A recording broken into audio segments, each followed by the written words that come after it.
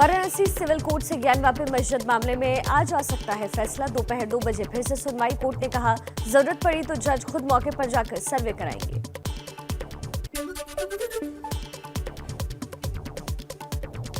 ज्ञानवापी मस्जिद और काशी विश्वनाथ मंदिर विवाद में अब 16 मई को इलाहाबाद हाईकोर्ट में होगी सुनवाई। कल वकीलों की हड़ताल के चलते नहीं हो पाई थी सुनवाई।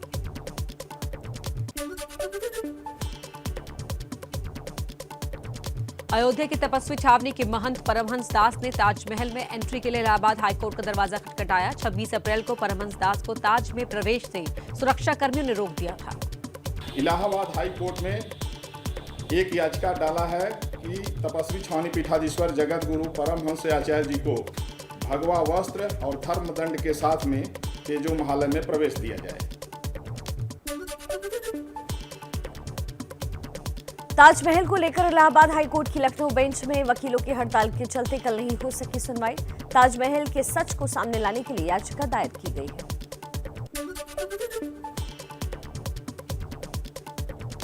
देश में अलग अलग जगहों पर चल रहे मंदिर मस्जिद विवाद में अब बीजेपी नेता संगीत सोम की एंट्री। कहा सभी मस्जिदों का सर्वे होना चाहिए।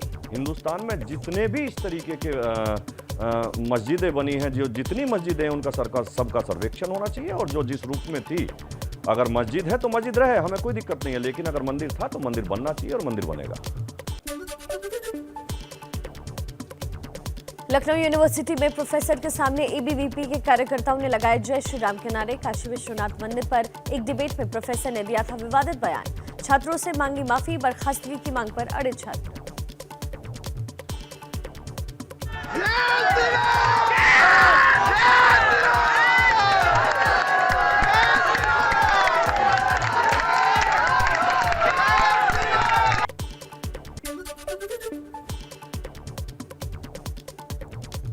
दिल्ली पहुंचा हनुमान चालीसा पाठ का मुद्दा। हिंदू संगठनों से जुड़े लोगों ने कुतुब मीनार जाकर पढ़ी हनुमान चालीसा। यूनाइटेड हिंदू फ्रंट का दावा, कुतुब मीनार विष्णु स्तंभ है। हम ये मांग करने आए हैं कि ये विष्णु स्तंभ जो अंदर है इसको विष्णु स्तंभ घोषित किया जाए, क्योंकि ये कुतुब मीनार नहीं है।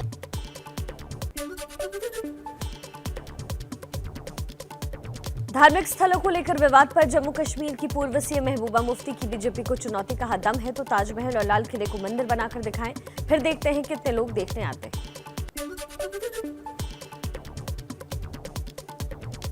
इंदौर में बढ़ी उर्दू में छपी हनुमान चालीसा की मांग। हनुमान चालीसा, सुंदरकांड और रामायण की पुस्तकें उर्दू में बिक रही हैं। पाकिस्तान से विस्थापित हुए सिंधी और सिख समुदाय के लोगों के कारण बढ़ी मांग। राजद्रोह कानून पर सुप्रीम कोर्ट में आज फिर से सुनवाई। एससी ने केंद्र सरकार से लंबित मामलों पर रुख साफ करने का दिया निर्देश। कानून की समीक्षा के लिए सरकार को समय देने को तैयार कोर्ट।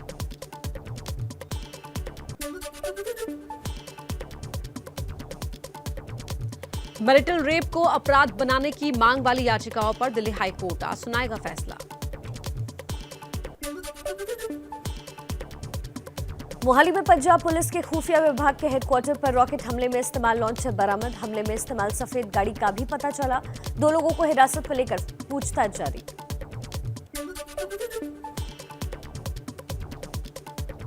खुफिया सूत्रों के हवाले से बड़ा खुलासा। रॉकेट हमले के पीछे आईएसआई से जुड़े गैंगस्टर हरविंदर रिंदा मास्टरमाइंड हो सकता है। खालिस्तानी आतंकी हरविंदर रिंदा का नाम करनाल से मिले विस्फोटक में भी सामने आया था।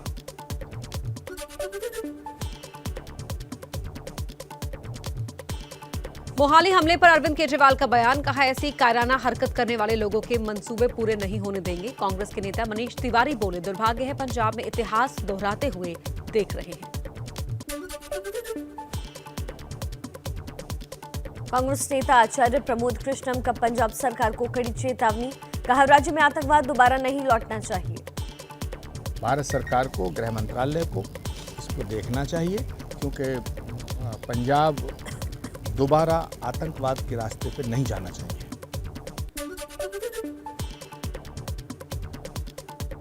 बीजेपी नेता तरुण चुग का पंजाब सरकार पर निशाना। कहा भगवंत मान ने पंजाब को अराजक ताकतों के रहमो करम पर छोड़ा। अति संवेदनशील राज्य की सुरक्षा व्यवस्था गंभीर चुनौती बनी। दिल्ली में अब सड़कों के नाम पर हो रही है राजनीति। बीजेपी के प्रदेश अध्यक्ष आदेश गुप्ता ने एनडीएमसी को चिट्ठी लिखकर अकबर, हुमायूं, शाहजहां, औरंगजेब और बाबर रोड का नाम बदलने की मांग की। Babar road, Humayun road, Akbar road, Tughlaq road, Shahjahan road, उन सभी सड़कों के नाम बदलने के लिए हमने एनडीएमसी को चिट्ठी लिखी है।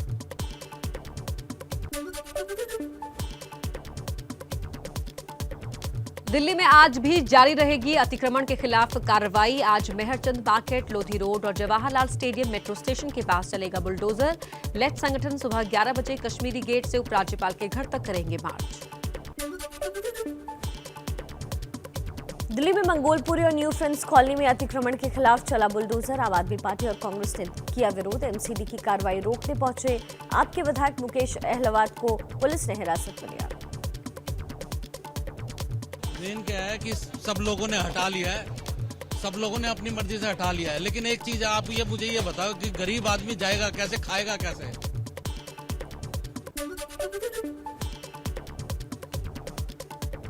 आम आदमी पार्टी के विधायक अमानतुल्लाह खान ने न्यू फ्रेंड्स कॉलोनी थाने में एमसीडी के गैर जिम्मेदार लोगों के खिलाफ शिकायत दर्ज कराई। न्यू फ्रेंड्स कॉलोनी से जाकिर नगर ढलान के बीच पीडब्ल्यूडी को बिना जानकारी दिए एमसीडी की कार्रवाई को बताया असंवैधानिक।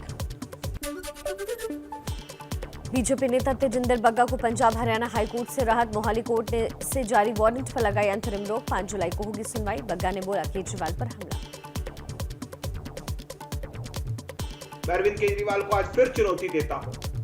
आप एक नहीं 100 फर्जी एफआईआर कीजिए, हम आपके सामने झुकने वाले नहीं हैं।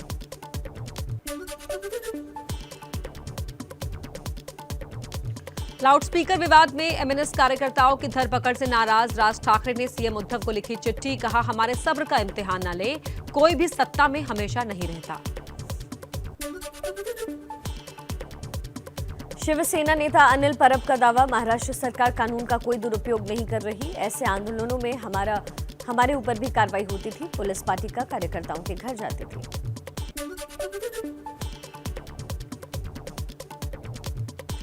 राज ठाकरे के अयोध्या दौरे को लेकर बीजेपी सांसद ब्रजभूषण शरण सिंह ने फिर दी धमकी। कहा, बिना माफी मांगे अयोध्या में नहीं घुसने तय हो चुका है कि जब तक वो माफी नहीं मांगते तब तक वो उत्तर प्रदेश की धरती पर कदम नहीं रख पाएंगे।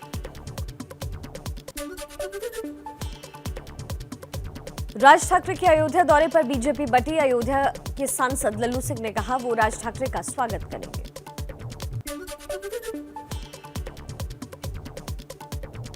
गोंडा में ब्रजभूषण शरण सिंह से मिलने पहुंचे बिहार के मंत्री शाहनवाज हुसैन। बंद कमरे में 1 घंटे चली बैठक। राज ठाकरे के मुद्दे पर मनाने के लगाए जा रहे हैं कयास। यूपी के बाद मुंबई में भी राज ठाकरे के अयोध्या जाने का विरोध। उत्तर भारतीय विकास सेना ने कहा, पहले उत्तर भारतीयों से माफी मांगे तभी अयोध्या जा सकते हैं राज ठाकरे। अमरावती से निर्दलीय सांसद नवनीत राणा और उनके पति रवि राणा को बीएमसी ने नोटिस जारी किया। 7 दिन में मांगा जवाब। मुंबई के खार वाले घर में अवैध निर्माण का है आरोप।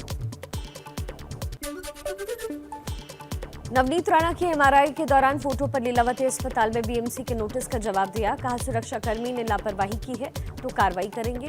किसी कर्मचारी ने फोटो खींचने में कोई मदद नहीं की।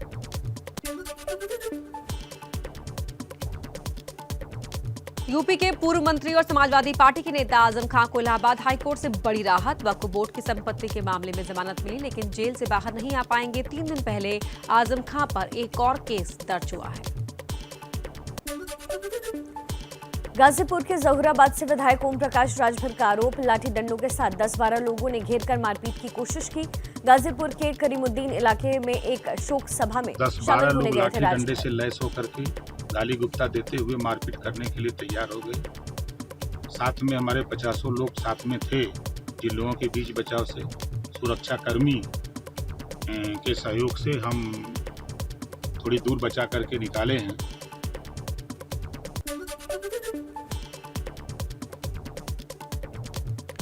प्रधानमंत्री मोदी की अध्यक्षता में आज केंद्रीय कैबिनेट की अहम बैठक। शाम 5 बजे प्रधानमंत्री के निवास 7 लोक कल्याण मार्ग पर होगी बैठक। बीजेपी अध्यक्ष जेपी नड्डा के राजस्थान दौरे का आज दूसरा दिन। हनुमानगढ़ में पार्टी ऑफिस का करेंगे उद्घाटन।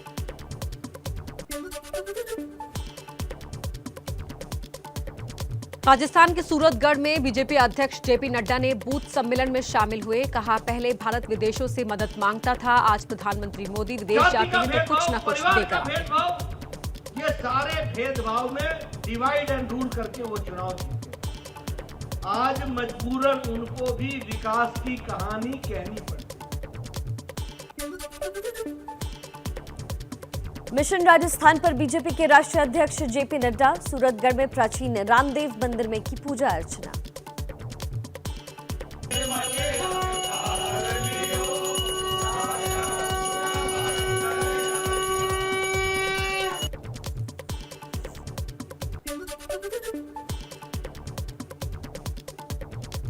गृह मंत्री अमित शाह ने गुवाहाटी में आयोजित कार्यक्रम में पुलिसकर्मियों को दिया राष्ट्रपति चिन्ह। कहा, आने वाले समय में पूरे असम से armed forces special powers act को खत्म किया जाएगा। 7 दशक पुरानी समस्याओं को सुलझाने का प्रयास हो रहा है। अब सभा को भी हटाया जा रहा है।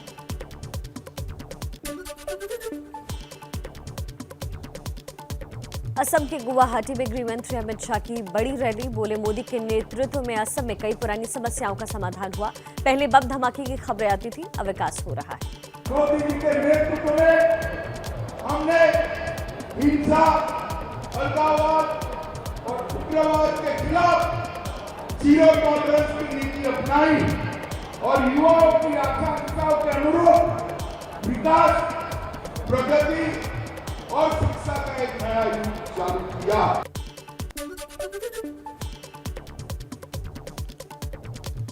उत्तराखंड की चंपावत सीट पर उपचुनाव में पुष्कर धामी के लिए प्रचार करेंगे यूपी के सीएम योगी। स्टार प्रचारक बनाए गए। मिशन गुजरात में जुटे दिल्ली के सीएम केजरीवाल आज राजकोट में जनसभा करेंगे। दिसंबर में होने हैं विधानसभा चुनाव।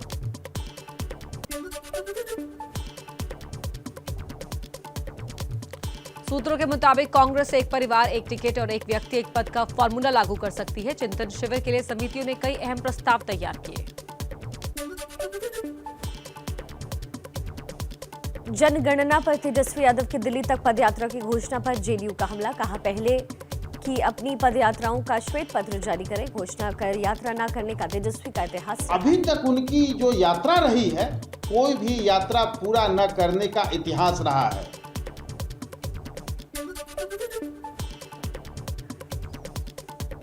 हिमाचल प्रदेश में खालिस्तानी झंडे पर बढ़ा सियासी विवाद। प्रदेश भर में आम आदमी पार्टी ने हिमाचल सरकार को घेरा। बीजेपी सरकार के खिलाफ जमकर की नारेबाजी।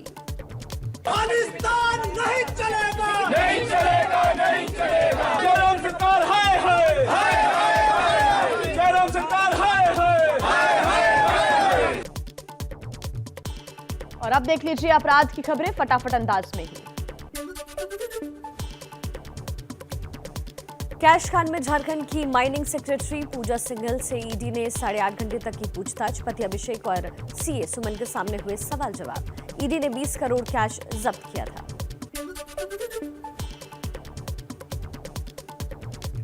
कैश कांड सामने आने के बाद सीएम हेमंत सोरेन की अध्यक्षता में कैबिनेट की आज बैठक। पूजा सिंघल पर कार्रवाई पर हो सकती है चर्चा। जेएमएम के महासचिव सुदिव्य कुमार ने कहा, 1-2 दिन में बड़ा फैसला होगा। खनन पट्टा मामले में झारखंड के सीएम हेमंत सोरेन को चुनाव आयोग ने नया नोटिस भेजा। 10 दिन में जवाब मांगा।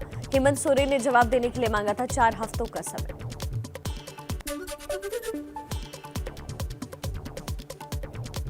बीपीएससी पर्चा लीक मामले में बड़ा एक्शन। आरा के एग्जाम सेंटर पर तैनात मजिस्ट्रेट, कॉलेज के प्रिंसिपल, एग्जाम कंट्रोलर और सहायक एग्जाम कंट्रोलर को गिरफ्तार किया गया। पेशी के दौरान मूंछ पर ताव देते दिखा लखीमपुर हिंसा का मुख्य आरोपी आशीष मिश्रा। समाजवादी पार्टी ने साधा निशाना। ये हालत उत्तर प्रदेश में अपराधियों की हो गई है कि अपराधी मूंछ पे ताव देके कोर्ट में पेश होते हैं। सरेआम चैलेंज करते हैं सरकार को कि मेरा कोई कुछ नहीं बिगाड़ सकता।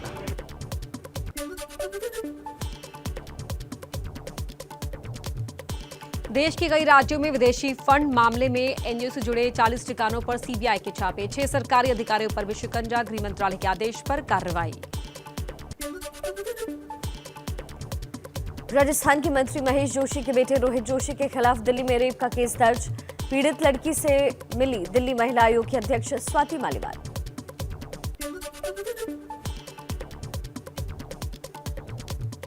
राजस्थान के कोटा में 6 साल की मासूम से रेप के आरोपी मौलवी को मिली आखिरी सांस तक जेल में रहने की सजा। 13 नवंबर 2021 को मासूम के साथ मदरसे में किया था रेप।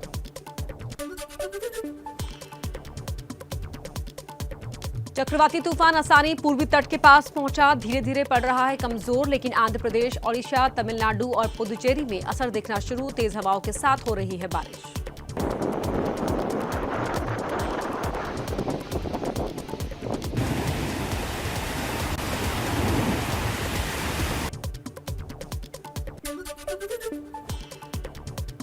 चक्रवाती तूफान आसानी से निपटने के लिए बंगाल, आंध्र प्रदेश और ओडिशा में एनडीआरएफ की 22 टीमें तैनात। 28 टीम को अलर्ट पर रखा गया। अगले 24 घंटे में चक्रवात के कमजोर होने की संभावना है।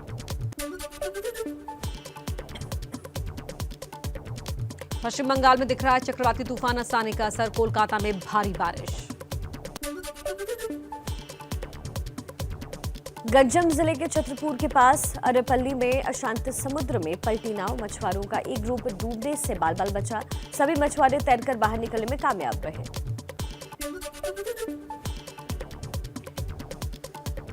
अब ट्रेन में भी होगी छोटे बच्चों के लिए बर्थ। इससे महिलाओं को होगी सहूलियत। दिल्ली डिवीजन की ट्रेनों में ट्रायल बेसिस पर शुरुआत की गई।